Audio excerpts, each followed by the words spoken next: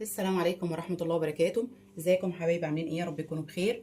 النهارده معانا في السيشن ده ان شاء الله هنتعلم نعمل جدارية.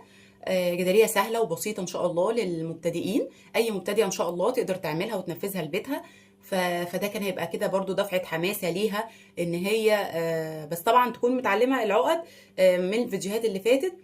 تكون متعلمة كل العقد الأساسية بحيث ان هي تقدر بقى بعد كده ان شاء الله تعمل اي مشروع. تمام. نسمي بسم الله الرحمن الرحيم والصلاة والسلام على رسولنا الكريم صلى الله عليه وسلم. ونبدأ. أول حاجة هنا عندي جذع. الجذع ده 40 سنتي، جذع 40 سنتي. تمام. هنعلق عليه الأول في النص 12 فتلة.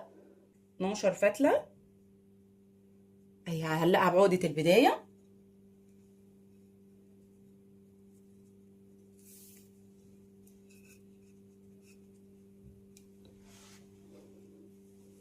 ان شاء الله هعمل لكم الفيديو ده بالتفصيل قوي عشان يبقى سهل عليكم بإذن الله.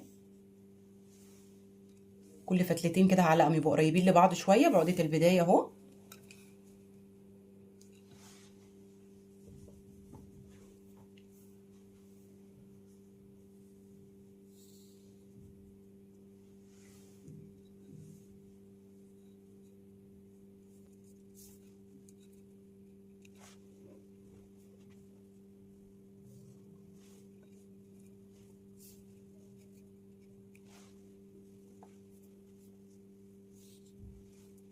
كل اتنين كده قربوا من بعض شوية. ركز برضو في حاجة مهمة جدا بالنسبة لما أكون مثلا شغالة على جذع أو على خشبة. تمام. لازم أقيس إيه؟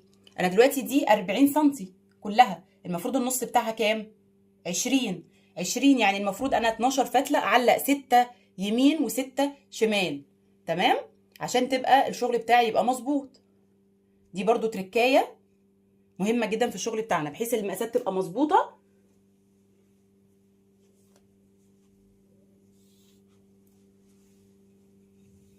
يعني أنا هخلص وهقيس. يعني المفروض قبل ما بنشتغل لازم نقيس.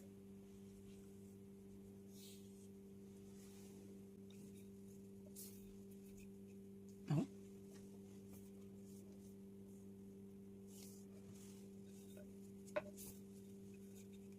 عجبكم طبعا الفيديو ما تنسوش اللايك، الاشتراك في القناة